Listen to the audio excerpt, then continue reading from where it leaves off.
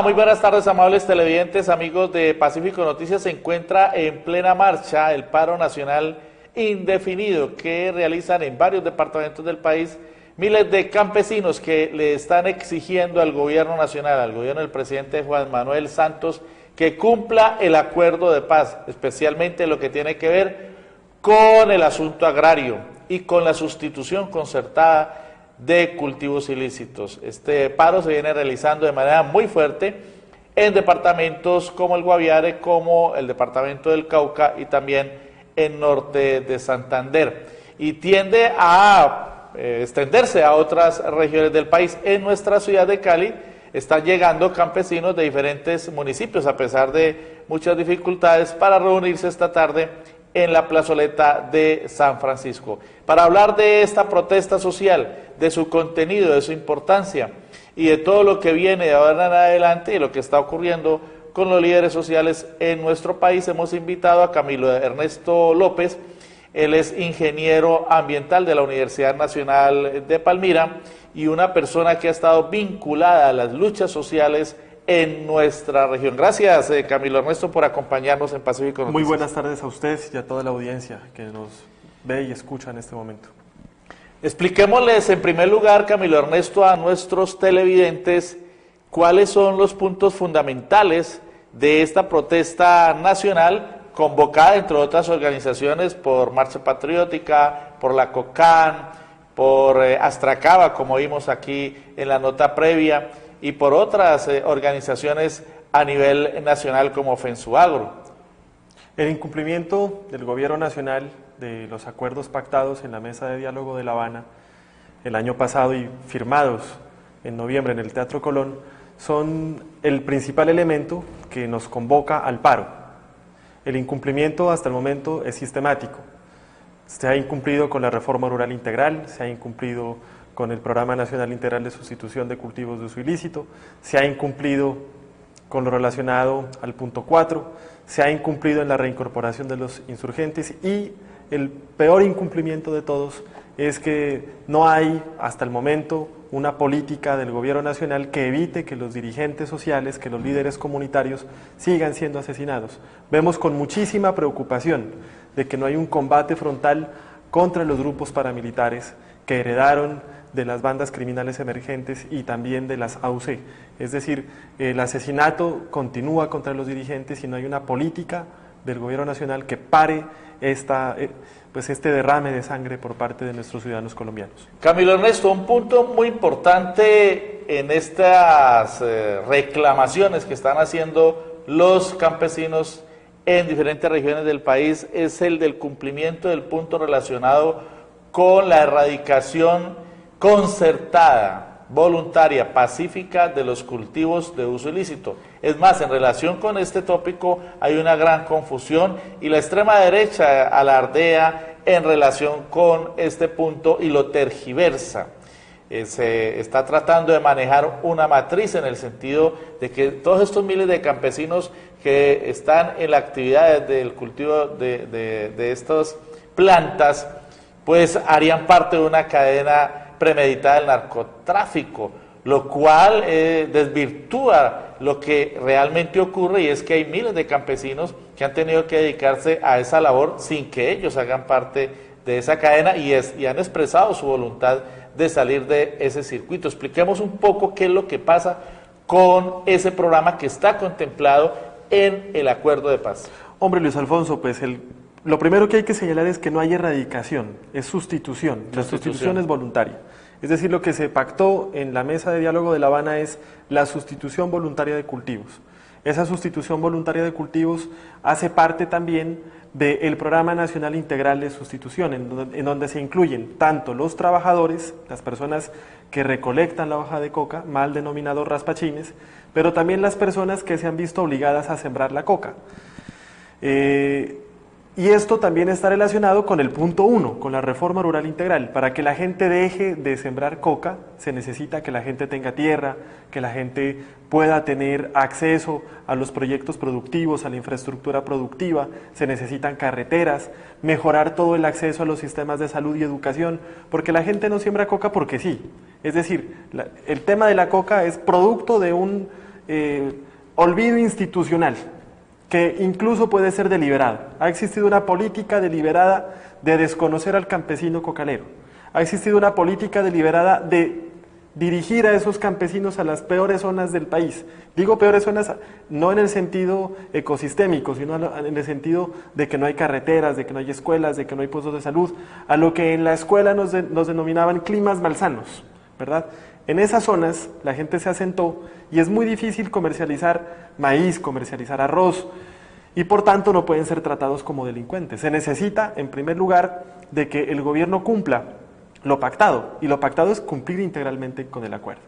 Entonces existe un programa de sustitución concertada, y ese programa de sustitución concertada tiene que estar relacionado a la inversión social del Estado. De hecho, es mucho más costoso un programa militar de erradicación, costoso ambientalmente, costoso socialmente, costoso en términos militares, costoso en términos de que si se erradica, la gente se va a dirigir hacia otras regiones. Los estudiosos del tema, por ejemplo, Alfredo Molano hace 15 días sacó un documento muy interesante en el que señalaba lo que sucede en el Pacífico colombiano, lo que sucede en Tumaco, es producto del olvido que tuvieron los campesinos en Caquetá, en Putumayo, en el Meta.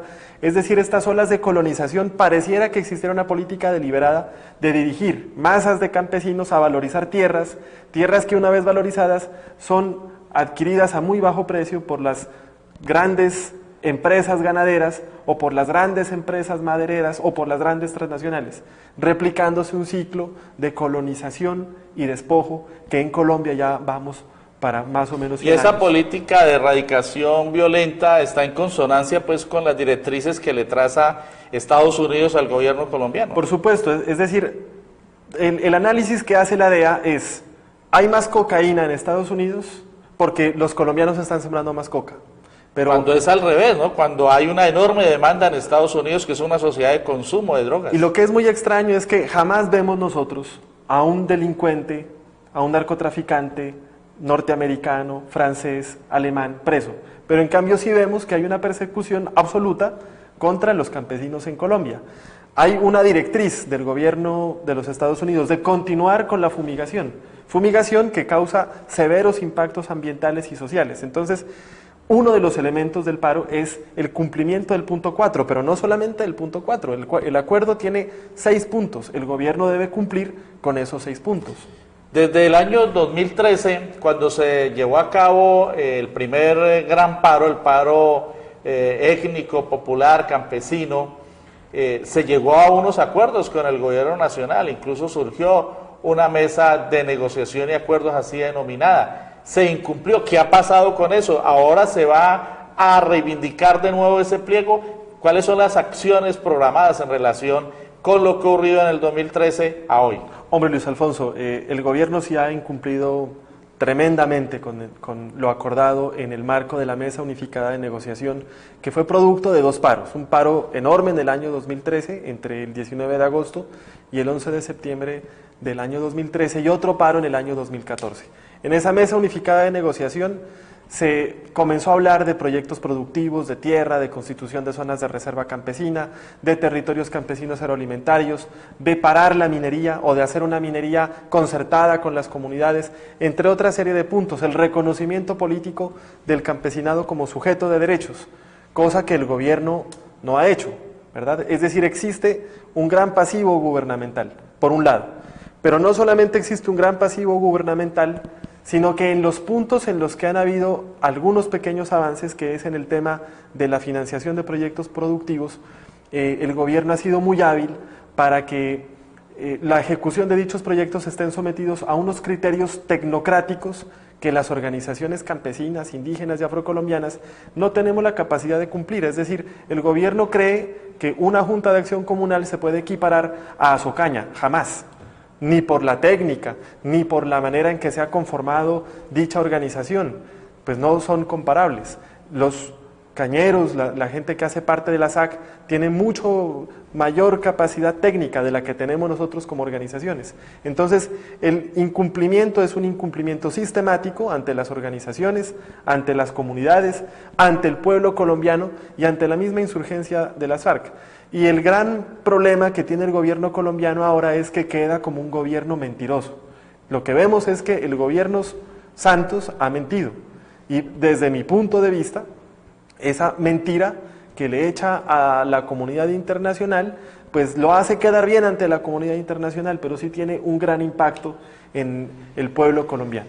Otro elemento fundamental de esta protesta es el de exigir que se respete el derecho a la protesta, que también está consagrado no solo en la Constitución política nuestra, sino reivindicado también en el Acuerdo de Paz, y que se establezcan medidas de seguridad para proteger la integridad física de los líderes sociales. Ya van 125, acabamos de recibir información de un líder indígena en el departamento del Chocó. Sería importante que usted nos diera esa información, que fue asesinado en las últimas horas. ¿Qué acciones se van a emprender desde el punto de vista no solamente de la protesta social, sino de la reclamación ante entidades, instituciones internacionales como la Comisión Interamericana de Derechos Humanos, opinan algunos juristas, por ejemplo, en relación con la protección de los líderes sociales? En Cali recientemente, como lo hemos informado el fin de semana anterior, hubo un atentado contra Omar Romero Díaz, un líder obrero de nuestra región. ¿Qué acciones se van a emprender en relación con ese punto? Pues precisamente uno de los reclamos que le hacemos al gobierno nacional es que cumpla con esos elementos planteados en el punto 2 sobre participación política y en el punto 3, y también frente al tema de víctimas en el punto 5, pero no solamente frente a lo que ya se ha pactado en la mesa de diálogo de La Habana, sino que es un derecho constitucional protestar, organizarse, crear organizaciones, movilizarse. Eso, digamos que estamos cumpliendo todos los derechos constitucionales. De una manera, desde nuestro punto de vista deliberada, el Ejército Nacional, la Tercera Brigada, militarizó Jamundí y militarizó el Bajo Calima en Buenaventura. Y eso impidió que los campesinos cocaleros pudieran salir a movilizarse por el temor de que fueran erradicados. Ahí se está incumpliendo con los elementos constitucionales y con aquellos pactados en el acuerdo final, dado que si hay militarización no puede haber movilización porque la gente se queda defendiendo los cultivos. Ese es un elemento central. Pero lo más tremendo de lo que está pasando, lo más terrible, digamos que es el elemento más complejo de la ausencia de democracia en nuestro país, tiene que ver con el asesinato no solamente de dirigentes sociales, sino también de personas que hacen parte de las organizaciones de base. Dolorosamente, la Marcha Patriótica registra 127 personas asesinadas, o registramos hasta ayer 127 personas asesinadas. El día de hoy nos despertamos con la infausta noticia del asesinato de un compañero indígena, Luis Cancuay, integrante de un resguardo indígena en el Alto Baudó, en el Chocó, que fue ultimado por balas, no podemos decir en este momento de quién, pero se puede sospechar de los grupos herederos del paramilitarismo que todavía siguen funcionando en esta región del país. Son 128 personas que han sido asesinadas en nuestro país. Es decir, esta es una persecución desde el punto de vista de la Marcha Patriótica sistemática contra el movimiento popular colombiano. En la tarde de hoy, Camilo, se va a cumplir una concentración en la Plaza de San Francisco. ¿Hasta cuándo irá esta concentración? ¿Quiénes se van a reunir allí? Y la protesta, ¿qué perspectiva tiene para los días siguientes? Pues en el nivel nacional existe un proceso movilizatorio enorme. Hay compañeros en el Catatumbo, en norte de Santander, en el Cauca, en Guaviare, en el sur de Bolívar, que se han venido movilizando. Nosotros en el Valle del Cauca hemos tenido algunos problemas, como los que he referido anteriormente, para el tema de la movilización. Esta tarde estaremos en la plazoleta de San Francisco en un plantón. Esperamos que más campesinos lleguen en el transcurso del día y poder llevar a cabo un proceso movilizatorio el día de mañana también en la ciudad de Cali. Finalmente, Camilo Ernesto, en aras del análisis, parecería que hubiera una premeditación por parte del Estado para involucrar a una cantidad de actores políticos en todo lo relacionado con la implementación de la paz, que más que impulsar esa implementación, lo que están haciendo es atravesarse a su desarrollo. Lo hemos visto en la Cámara con el presidente de la Cámara de Representantes, Rodrigo Lara, lo hemos visto con el ministro de Defensa saliente, que cuando estuvo allí guardó silencio, pero ahora de precandidato presidencial va a lanza en ristre contra el proceso de paz, pero lo más grave, lo estamos viendo con el ex vicepresidente de la República, Vargas Lleras, quien se ha convertido prácticamente en un enemigo del proceso de paz y todos los días pues dispara contra él en sus discursos, en sus intervenciones y en muchos planteamientos que están resultando verdaderamente increíbles. ¿Cómo analiza usted finalmente, Camilo, ese hecho, esa circunstancia? Pues pareciera ser que hay una doble política, un doble rasero, ¿no?, en el gobierno nacional. Una parte del gobierno, en este caso el presidente Santos y otras personas, defienden el acuerdo, y otra parte de la élite, de la burguesía, de los industriales, de los terratenientes y de su representación en el Congreso y por supuesto también de los candidatos a la presidencia, que se han ido lanzan ristre contra la implementación. Muchos columnistas, quizás los más importantes del país, han señalado lo gravoso de este tema. Es supremamente complejo porque si no hay una solución de las causas estructurales que le han dado origen y pervivencia al conflicto armado colombiano, lo que puede suceder es que el conflicto armado continúe, pero en una circunstancia aún más degradada que la pasada. Ese es el análisis que hacen los principales columnistas de opinión y los principales académicos estudiosos pues, de la situación de la violencia y del conflicto en Colombia. Una situación bastante compleja.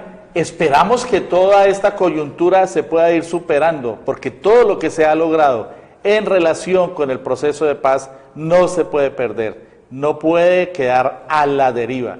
Y seguimos siendo optimistas en el sentido de que a pesar de todas estas vicisitudes, el proceso de paz va a salir avante. Muchas gracias, Camilo Ernesto, por acompañarnos en Pacífico Noticias esta tarde. Luis Alfonso, muchas gracias a usted y a toda la teleaudiencia, e invitamos a la ciudadanía caleña que respalde el proceso de paz, que respalde a sus campesinos, que respalde a sus indígenas y que haga parte cada vez más de un proceso de construcción, de una movilización más permanente para lograr que tanto los acuerdos se implementen, pero también a que haya una paz estable y duradera para nuestra sociedad que se lo merece. Vamos a un corte de mensajes y volvemos con más información aquí en Pacífico Noticias.